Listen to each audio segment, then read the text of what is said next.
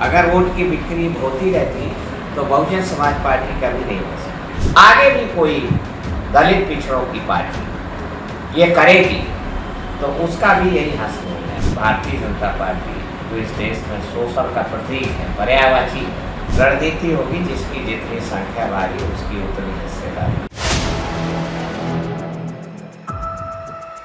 हमारे साथ बातचीत करने के लिए मौजूद है रघु प्रसाद, जो कि बसपा के बेहद करीबी हुआ करते थे, मायावती के बेहद करीबी हुए थे, लेकिन आज इन्होंने साइकिल पर सवार होकर बस सपा का दामन थाम लिया है। ऐसे में अखिलेश यादव की अध्यक्षता में इन्होंने सपा की सदस्यता ग्रहण किया। सर, बहुत बहुत स्वागत है। शुक्रिया। आपने आज सपा की अध्यक्षता ज्वाइन की है, क्या कहेंगे?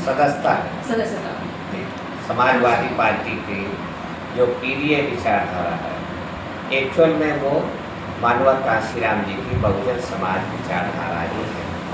दुखिया भाई सारे शोषित वंचित हक वंचित जातियाँ इकट्ठा हो, लामबंद हो और जो एक चीज़ बने उनके जोड़ से, उनके ब्रदरहुड से, उसको कहा कि मानवर काशीराम जी ने बहुजन समाज। वही माननीय अखिलेश यादव वो पीडीए के रूप में, तो पीडीए में तरलता ज़्यादा है, क्विकली ज़्यादा है, इसलिए आज के दौर में पीडीए चलेगा। तो इसलिए हम लोग मानवर काशीराम जी के इस बहुजन समाज मिशन से काडर बने।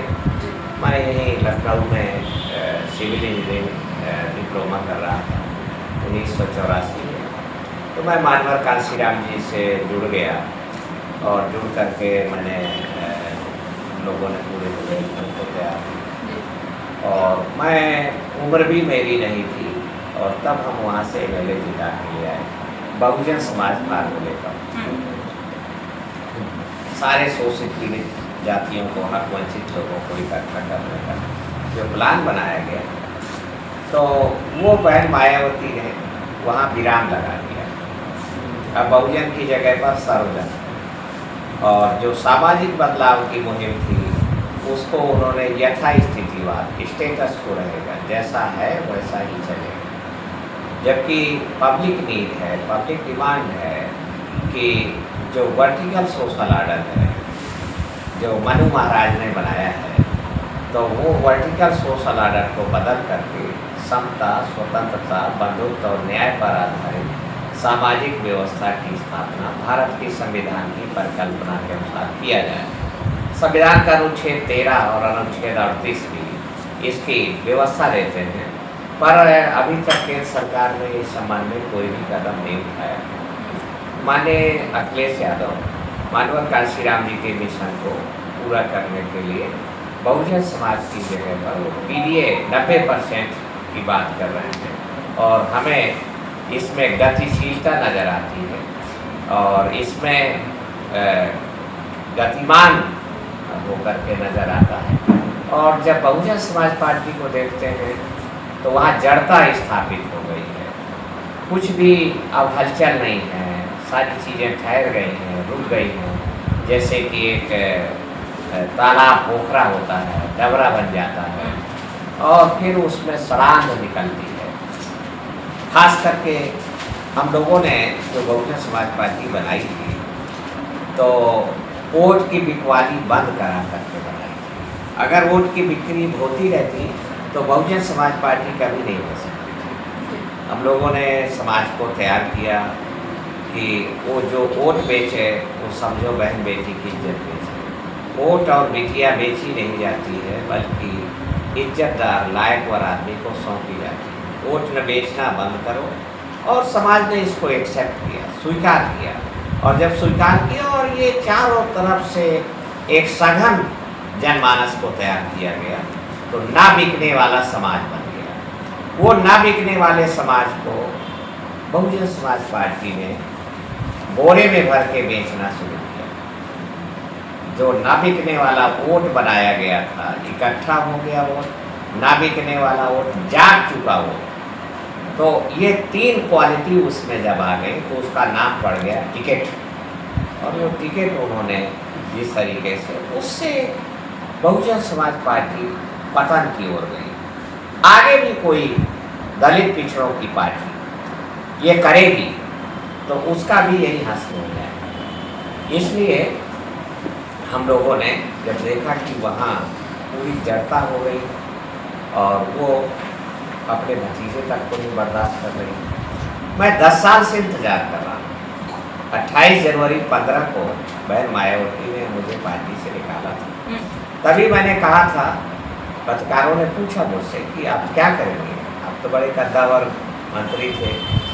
तो मैंने कहा कि किसी भी शोषणकारी पार्टी, शोषणकारी व्यक्ति शक्ति के साथ जाकर अपने गुरु कांसीराम की सीट को और अपनी माँ की दूध को हम शर्मिंदा नहीं करेंगे।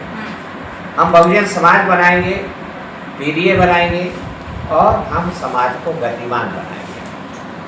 अब लोगों ने सामाजिक परिवर्तन मिशन के माध्यम से समाज से संवाद स्थापित किया, डायलॉग चालू किया। तो हमें जागृति चेतना कैडर कैंप हुए, उससे हमारी साथ बनी। हमारे तमाम साथी सत्ता के लालच में भारतीय जनता पार्टी में शामिल हो गए।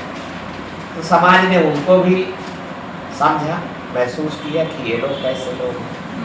हम तमाम के अपने साथियों के दबाव के बावजूद, लोभ लालच के बावजूद हम भारतीय जनता पार्टी जो इस देश में शोषण का प्रतीक है, पर्यायवाची है और भारत की गैर बराबरी, छुआछूत, ऊंच नीचता पर आधारित सामाजिक व्यवस्था को बरकरार रखना चाहती है, तो उसमें हमारा मेल नहीं हो सकता। हम वहाँ कैसे जा सकते हैं? हम उसके खिलाफ संघर्ष करेंगे। तो समाज ने हमारे इसको भी रिकॉग्नाइज किया, मान्यता दी और उन्होंने पहचाना कि ये कोई सफरर आदमी है, स्ट्रगलफुल आदमी है और लगातार संघर्ष कर रहा है। माननीय अखिलेश यादव जी से भी इस संबंध में सोसाइटी से रिएक्शन आया, सोसाइटी से भी बातें आई कि आदमी लोभी लालची होता तो ये भाजपा में जाने कब चला गया होता।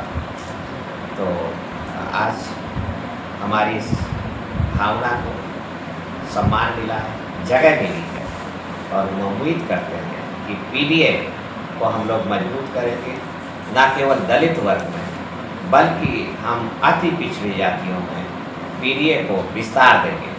आप कह रहे हैं कि पीडीए फॉर्मूला 27 के चुनाव को लेकर तैयारियां कर रहे हैं अखिलेश यादव, लेकिन आज बीएसपी प्रदेश अध्यक्ष विश्वनाथ पाल का बयान आया, उन्होंने कहा कि पीडीए है क्या, वक्त बिल पास हुआ लेकिन पीडीए, अखिलेश यादव ने बिल में 40 मिनट बोला सदन में, लेकिन 9 ही मिनट से बिल के बारे में बात किया, बाकी अन्य मुद्दों पर बात किया, बी टीम बनकर भाजपा की। ये तो बहुजन समाज पार्टी की टीम है और उनकी पार्लियामेंट में कोई ताकत नहीं बची, जीरो हो गई। तो अब वो बेचारे क्या बोलेंगे?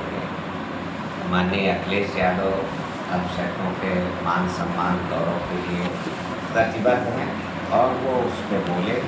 और ये जो वक्फ बिल है इसके खिलाफ है समाजवादी पार्टी, और जो मुस्लिम के अधिकार हैं उसको ख़त्म करने के लिए ये बिल लाया गया है। माननीय अखिलेश यादव इसका विरोध कर रहे हैं, समाजवादी पार्टी ने विरोध किया है। तो ये कहना नितांत किसियानी बिल्ली खंभा नोचे वाली बात है।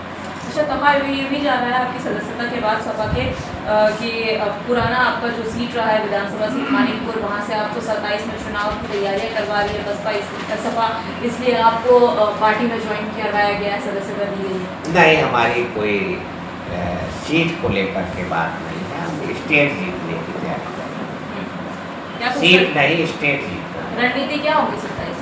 रणनीति होगी जिसकी जितनी संख्या भारी उसकी उतनी हिस्सेदारी। ये तो बसपा का है। नहीं, ये हमारा पीडीए ने स्वीकार कर लिया, बसपा ने तो खारिज कर दिया। बसपा तो जिसकी जितनी थैली भारी है उसकी ज़्यादा हिस्सेदारी दे रही है। ये बहन मायावती ने 9 जून 2005 को तो ये जेल के सामने वाले, पुराना जेल के सामने वाले मैदान में रैली किया और उन्होंने कहा कि हम कांसीराम के नारे को पलट रहे हैं और हम नया नारा दे रहे हैं, जिसकी जितनी तैयारी उसकी ज़्यादा हिस्सेदारी। तो लोगों ने पूछा तैयारी का मतलब क्या है, तो उन्होंने कहा कि जिसकी जितनी थैली भारी उसकी और ज़्यादा हिस्सेदारी। तो जो 4% आबादी वाला समाज है उसको 22 टिकट पार्लियामेंट के लिए गए, तो इसलिए वो तो ख़त्म कर चुकी है बसपा से। लेकिन विश्वनाथ पाल तो कहते हैं कि धनाशेठों को हम बात ही नहीं करते, धनाशेठों को हम अपने साथ साथ बेचारे बेचारे अब इतना चुप गए हैं, वोट बैंक उनका जो हमने 30% बनाया था वो घट कर के 9% आ गया है। तो अब रेट लगने लगा, परेशान है। और 27 के चुनाव को लेकर भाईचारे की राजनीति कर रहे हैं, भाईचारा का भाईचारे अभियान चला कर रहे हैं, खोखला है भाईचारा। वो भाईचारा खोखला है और कोई उस पर तवज्जो देने वाला नहीं है, क्योंकि काट की हंडी एक बार ही चल रही है। ये तो 10 साल से यही चल रहा है। हम जैसे लोगों ने उनसे अनुनय भी नहीं किया कि ये हमारा मिशन है, तुम तस्वीर से इसको मत बेचिए, मत बर्बाद करिए। तमाम और लोगों ने उनसे विनती किया, वो नहीं मानी, बेच नहीं सकते। आज बहुजन समाज पार्टी नहीं है, मिशन तो जाने कब खत्म हो गया था। आज वो कुछ है अगर तो वो बहुजन समाज प्रॉपर्टी है। वो प्रॉपर्टी को भी रखना बड़ा मुश्किल होता है, तो वो कैश में तब्दील कर रही है और कैश को ऑनलाइन। अच्छा, उनका एक और बयान आया जिसमें उन्होंने कहा कि जिस तरीके से औरंगजेब को लेकर बयान आया, उसके बाद राणा सांगा को लेकर एक दलित नेता जो कि रामजी सुमन से सपा ने सदन में कहवाया राणा सांगा को लेकर, ये कहीं ना कहीं गलत था। इसमें क्षत्रिय और जो दलित वर्ग के लोग हैं उनमें आपसी विवाद करवाने के और MY फैक्टर को लेकर भी कहीं ना कहीं समाजवादी पार्टी और भाजपा एक दूसरे पर तंज कसते हैं और भाईचारे को खत्म करने का काम करते हैं। अब माननीय सांसद जी हैं, विद्वान हैं, उन्होंने तथ्य परख के कहा है, अध्ययन होगा भी। इसमें समाजवादी पार्टी ने कहवाया है, ये कहना गलत है। तो आप नहीं मानते हैं क्या कि ये समाजवादी पार्टी का प्लान था? नहीं, ऐसा कोई प्लान नहीं था, ऐसा कोई षड्यंत्र नहीं था। सामने बातें आई, चर्चा हुई, तो प्रत्येक सांसद को फ्रीडम रहता है बोलने के लिए।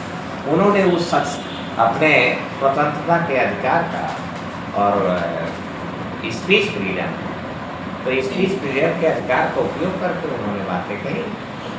खोदने की राजनीति चल रही है, चाहे संबल को ले लीजिए, अन्य जगहों को ले लीजिए, क्या कहेंगे इसको लेकर? गलत है। सभी धर्मों को महाराष्ट्र का संविधान सम्मान देता है, परंपरा को सम्मान देता है। अब ये परंपरा बदल रहे हैं और नई नई चीज़ें ला रहे हैं, तो अब इनको पीपुल्स कोर्ट में जवाब मिलेगा। एक बार फिर इससे पहले भी देखने को मिला था और एक बार फिर एक नारा है जो काफ़ी सुर्खियों में है कि मथुरा तो एक अयोध्या तो एक छाती है, काशी मथुरा बाकी। और हाल ही में मुख्यमंत्री का बयान है जिसमें उन्होंने कहा कि जिस तरीके से ये मामला कोर्ट में चल रहा है मथुरा का, अगर मथुरा का मामला कोर्ट में ना होता तो नज़ारा कुछ और ही देखने को मिलता और यहाँ का माहौल कुछ और होता। हाँ ठीक है, वो तनाव पैदा कर रहे हैं समाज में, पोलराइजेशन की स्कीम कर रहे हैं। हम PDA के माध्यम से हम भारतीय जनता पार्टी को कटघरे में खड़ा करते हैं। 27 के चुनाव में बसपा को साथ लेकर चुनाव लड़ेंगे? नहीं, इंडिया अलायंस के साथ नहीं आ सकती उसमें? अब ये बड़े नेताओं की बात है, मैं इस बारे में कुछ नहीं कह सकता। बहुत तो देखिए, आपके हमारे साथ अतुल प्रसाद जो कि समाजवादी पार्टी की आज सदस्यता लिए हैं और इन्होंने तमाम मुद्दों पर अपनी खुलकर राय दी। खबर आपको कैसी लगी कमेंट सेक्शन में कमेंट करके जरूर बताइएगा। देखने के लिए बने रहें।